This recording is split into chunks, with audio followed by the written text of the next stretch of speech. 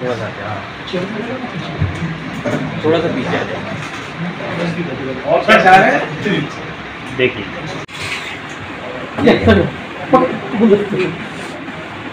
सही बात कर रहा हूँ, ठीक है।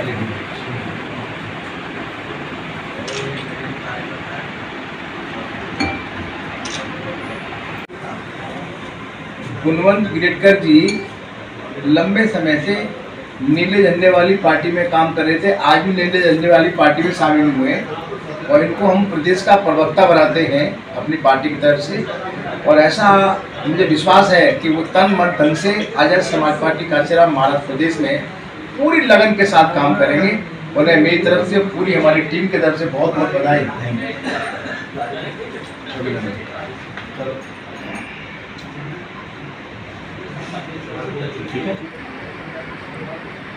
आज एक खान साहब जो हैं अपने मन से आजाद समाज पार्टी परिवार में शामिल हुए हैं। इनके काम को देखकर, इनकी मेहनत को देखकर हम सभी आजाद समाज पार्टी के प्रदेश प्रभारी अध्यक्ष, जनरल सेक्रेटरी सब ने निर्णय लिया है कि जो विदर्भ जोन है हमारा, पूर्व विदर्भ जोन, उस पूर्व विदर्भ जोन का इनको उपाध्यक्ष आज उनको नॉमिनेट किया जाता है। मुझे पूरी आशा है कि वो तन मन धन से पार्टी के लिए काम करेंगे। इनको बहुत बहुत बधाई।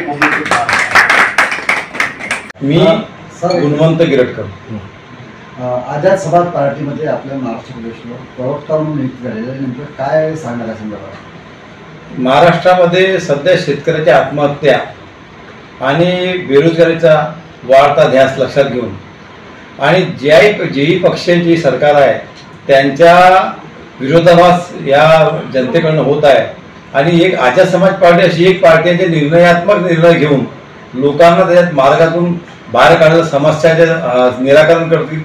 त्यामुळे मी या पार्टीमध्ये प्रवेश केला। स्थानिक स्वराज्य निवडणुका समोर आहेत, काय आपला अजेंडा राहणार? आता या स्थानिक निवडणुका जेव्हा आहे आम्ही संपूर्ण ठिकाणी निवडणुका तर लढवू, परंतु याच्यामध्ये असं आहे जे आमचे श्रेष्ठीचे सांगतील त्याप्रमाणे आम्ही त्याच्यावर निर्णय घेऊ। कुठल्या समविचारी पक्षाची आपली युती होणार?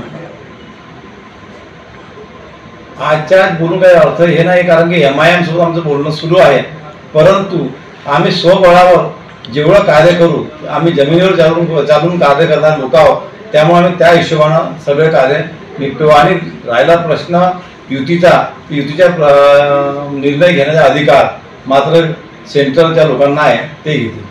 आपलं नाव? माझं नाव गुणवंत गिरटकर आहे। मी OBC वर्गाचा नेता आहे, OBC वर्गातून मी काम करतो आणि या पार्टीमध्ये या लोकांनी मला घेतलं, एक महाराष्ट्रातलं प्रमुख पद प्रवक्ता म्हणून दिलं। त्याबद्दल मी माननीय गौरीशंकरजी उपासक साहेब, माननीय रुपेशजी बागेश्वर साहेब, तसेच आदरणीय ॲडव्होकेट चंद्रशेखर आजादजी साहेब या सगळ्यांचं मनपूर्वक आभार मानतो। धन्यवाद। OBC आरक्षण आणि मराठा आरक्षणाला घेऊन वादन सुरू आहे महाराष्ट्रात, आपण काय म्हणणार? OBC आरक्षणामध्ये असं आहे की मराठा आरक्षणामध्ये माननीय मुख्यमंत्र्यांनी जे दिलं त्यामध्ये असं आहे की OBC वर्गातलं आरक्षण त्यातल्या आरक्षणाला काढून त्यातला % मराठ्यांना देणं हे चुकीचं आहे। आपली काय भूमिका राहणार पक्षाला? सकल OBCचा जो मोर्चा आता मुंबईमध्ये होणार आहे त्या मोर्चात जर समोर त्यांनी बोलवलं आपल्याला, आम्हाला त्यामध्ये बोलवलं आहे, त्यातले समन्वयक आहे डॉक्टर खुशाल बुपचे वगैरे यांनी मला निमंत्रित केलं आहे, तेव्हा जर गेलं तिथं त्यावेळेस आम्ही बोलू। विदर्भ उपाध्यक्ष पद त्यांची नियुक्ती झालेली आहे।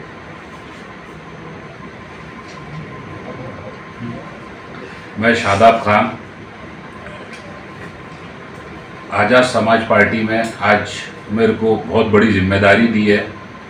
पूर्व विदर्भ का उपाध्यक्ष बनाया गया है और इस जिम्मेदारी को पूरी तरीके से सही मायने में ईमानदारी से निभाऊं, यही कोशिश करूंगा।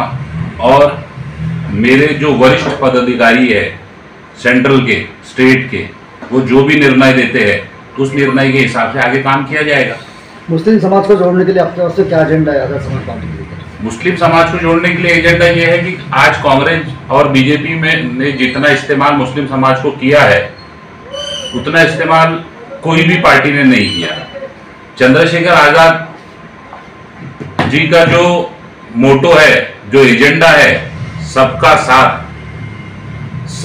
सब लोगों को लेकर चलने का है, और उसमें मुस्लिम समाज बहुत ज्यादा अट्रैक्ट हो रहा है। ज्यादा से ज्यादा युवा वर्ग मुस्लिम समाज का बहुत ज्यादा जुड़ रहा है, क्योंकि उन्होंने निष्पक्ष होकर सभी की आवाज उठाई है। तो वही चीजें लेके हम मुस्लिम समाज को जोड़ने की कोशिश करेंगे। क्या आपको लगता है कि आजाद समाज पार्टी मुस्लिम समाज को न्याय देगी? बिल्कुल 100% न्याय देंगी। अभी एक बड़ा ही संवेदनशील मुद्दा उठा है, वो मुद्दे पे मैं अभी तुरंत में टिप्पणी नहीं करना चाहूंगा, पर उस पर भी आवाज भाई चंद्रशेखर आजाद जी ने उठाई है। तो वो टाइम टू टाइम अगर से ऐसे कोई संवेदनशील मुद्दे उठते हैं सेंट्रल में भी, तो उसका वो चीजें कॉग्निजेंस में लेते हैं और उसको बरोबर से वो करते हैं। समाजाचे लोक आजाद पार्टीचे हात मजबूत करताय, तुम्ही काय सांगणार या विषयावर?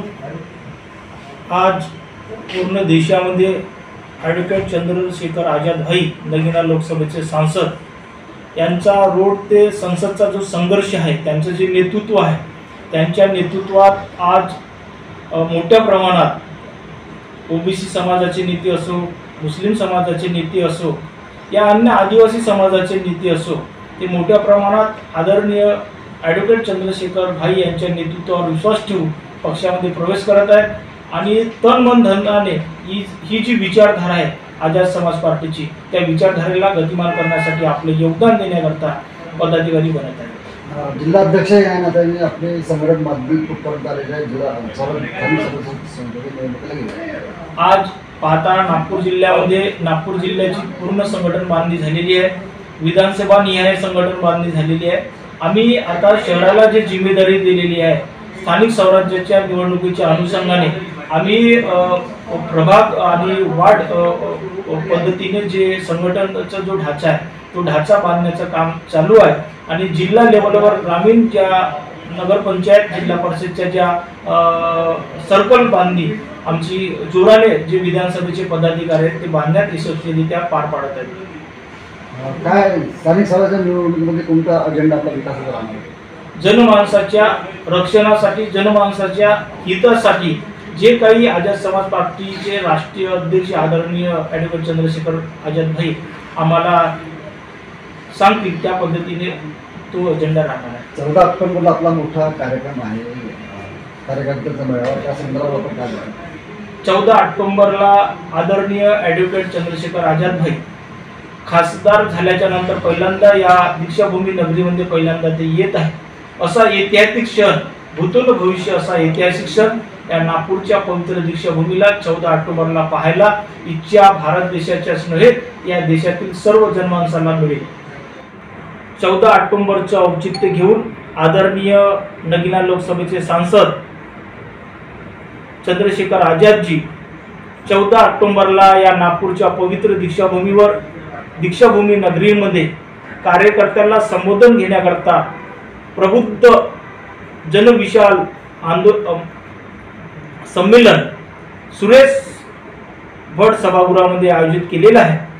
त्या जनप्रबुद्ध संमेलनामध्ये या तळागाळातील माणसांनी त्या कार्यक्रमाला यावं आणि ॲडव्होकेट चंद्रशेखर आझाद भाई यांचं मार्गदर्शन घेऊन जनमानसाच्या हितासाठी कार्य करावं।